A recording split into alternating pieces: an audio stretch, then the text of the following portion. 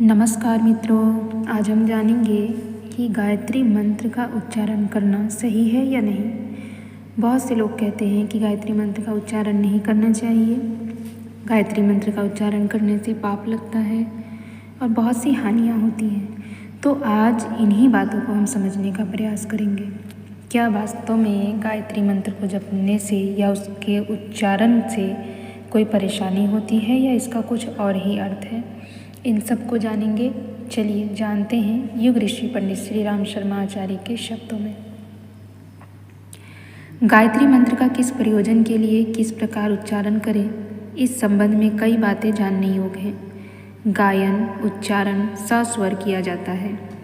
प्रत्येक वेद मंत्र के साथ स्वर विधान जुड़ा हुआ है कि उसे किस लय ध्वनि में किस उतार चढ़ाव के साथ गाया जाए। वेद मंत्र को छंद भी कहते हैं। वे सभी पद्म में हैं और गायन में जो स्वर लहरी उत्पन्न करते हैं उसका प्रभाव ध्वनि तरंगे उत्पन्न करता है। वे तरंगे निखिल ब्रह्मांड में परिभ्रमण करती और संपर्क क्षेत्र को प्रभावित करती है।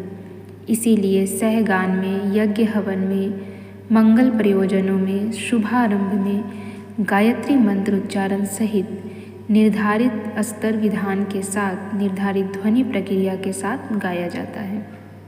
3 वेदों में गायत्री मंत्र का उल्लेख है। तीनों में स्वर लिपि अलग अलग है। इनमें से एक ही चुनना ठीक है। यजुर्वेदीय गान उच्चारण सर्वसाधारण के लिए अधिक उपयुक्त है। नियमित जप मंद स्वर से किया जाता है। उसमें होठ, कंठ, जीभ में स्पंदन तो रहना चाहिए, पर ध्वनि इतनी मंद होनी चाहिए कि अन्य कोई उसे सुन समझ न सके, मात्र हल्का गुंजन जैसा कुछ अनुभव होता रह सके।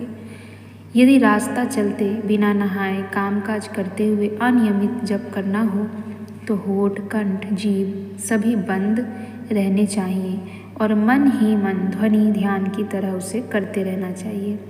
ऐसी स्थिति में जो जप किया जाता है उसकी माला के साथ गणना नहीं की जाती। घड़ी देखकर यह अनुमान लगाया जा सकता है कि अपनी जप गति क्या थी और कितने समय में कितना मानसिक जप हो गया होगा। यानी कि उच्चारण करने का जो विधान है, उच्चारण करने ना करने का यहाँ पर कोई दोष या कोई पाप जैसी चीज़ें नहीं है। हाँ, वेद मंत्रों को हम एक ध्वनि एक तरंग में गाते हैं, उसका एक स्वर होता है जो हमें यदि नहीं पता है तो उसे उस प्रकार से नहीं गाना चाहिए। जब हम सामूहिक रूप से गान करते हैं या हवन में यज्ञ में गान करते हैं तो उसकी बात अलग होती है। पर जो लोग नियमित जप की बात करें तो जप करते समय होठ, कंठ, जीभ सब हिलना चाहिए, लेकिन उससे आवाज़ बाहर नहीं आनी चाहिए। लेकिन जब हम 24 घंटे जप करते हैं तो वो मानसिक रूप से करनी चाहिए। उसमें ना तो जीभ हिलने चाहिए, ना आवाज़ आनी चाहिए, ना होठ कंठ हिलने चाहिए। केवल मन ही मन उच्चारण होता रहे और हमारा मुख बंद रहे। तो ये कुछ बातें हैं उच्चारण के संबंध में। तो उच्चारण को लेकर आप तनिक भी भ्रमित ना हो। कोई भी दोष, कोई भी पाप नहीं लगता है। बस हर एक चीज़ का अपना एक विधान है। जैसे वैदिक मंत्रों का अपना एक सस्वर होता है, उसके हिसाब से उसे गाया जाए तो वो अच्छा लगता है।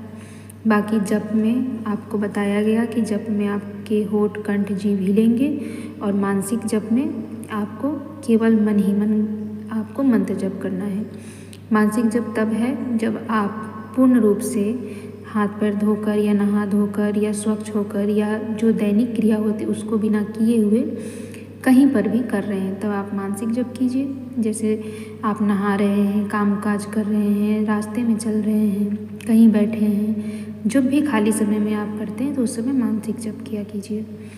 तो ये बातें आपको मैंने कुछ बताई उच्चारण के संबंध में। आशा है कि उच्चारण से जुड़ी हुई बातों को आपको जो भी शंका थी उन सब शंकाओं को मिटाने का मैंने प्रयास किया है।